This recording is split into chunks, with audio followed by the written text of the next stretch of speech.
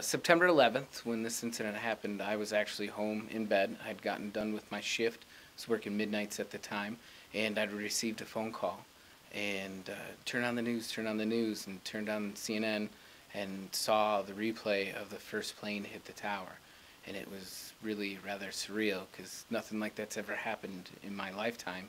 I mean, we've never been attacked, nothing, and it was almost like a practical joke at first until you really soaked it all in, and then you realized it was real, and then the next plane hit, and it just kept going, and then my agency got called, and everybody got called into work because we started having issues with gas companies, and our emergency service team was up north and just getting ready for the response.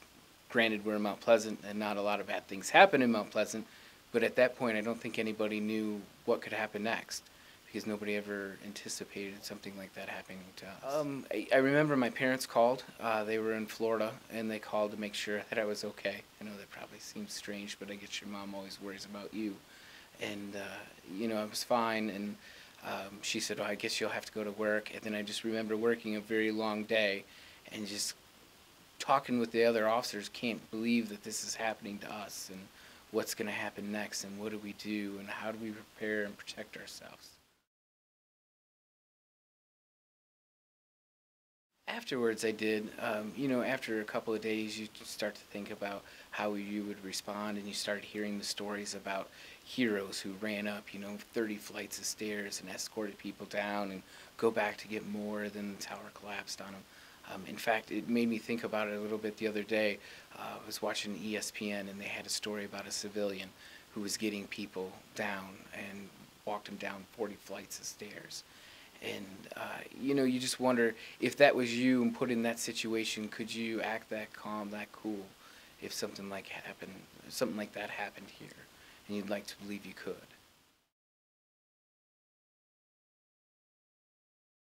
We got called, everybody got called in.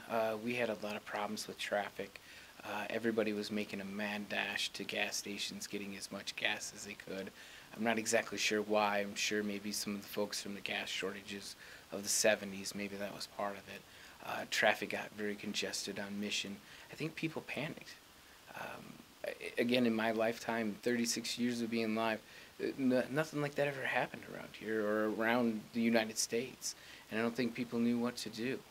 So I think that was a lot of it. And then we were on and kind of on standby. Not that we have any targets in Mount Pleasant, but it was more like keeping the public at peace and at rest, and letting them know that they were safe here and we would do whatever it took.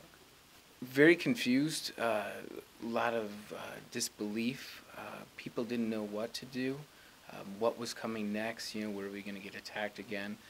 Weeks to pass, a lot of people after that, when I first started in this career, I guess I'd have to start back. When I first started in this career, people didn't really ever thank you for what you did, never, did nice things for you. You were always the police, you were the one that wrote them the ticket or whatever. And after that event, and it's unfortunate, people come up and would say, thank you for doing what you do, thanks for keeping us safe, or, thank you for working the midnight shift. Even though we had nothing to do with what happened in New York, I think people were more thankful for what they had and where they lived. I don't think I've ever done anything that compares to what the men and women did that day. Even in my career, I don't think I've done anything that even holds a candle to that, nor do I think I ever will. Those folks were true heroes and could only hope to do things half as great as they did. I think it's important to remember, even though all the issues that we have in our country, we still have a great country. I think sometimes we forget all the freedoms that we have here that a lot of other countries don't have. We have to take pride in what we have and who we are, even though we may not agree. I don't agree with everybody, but you still have to be respectful of everybody and take a lot of ownership of what we have. And the men and women who serve our country, the Army, the Navy, the Marine Corps, the Air Force, all those folks who put their lives on the line to protect our freedoms, and just really be thankful that there's somebody that steps up and does that for us. honestly, what a great country we have, and how we all seem to rally together after a time like that. After that event, it seemed like a whole lot of folks signed up for the military. A whole lot of folks wanted to do things. People donated a lot of their times. The one thing that's so amazing to me about this country is in a time of need of how we come together and unify. Whether it be Katrina, 9/11, whatever it may be, people unify and come together and donate money and time to make it a better place and help each other out.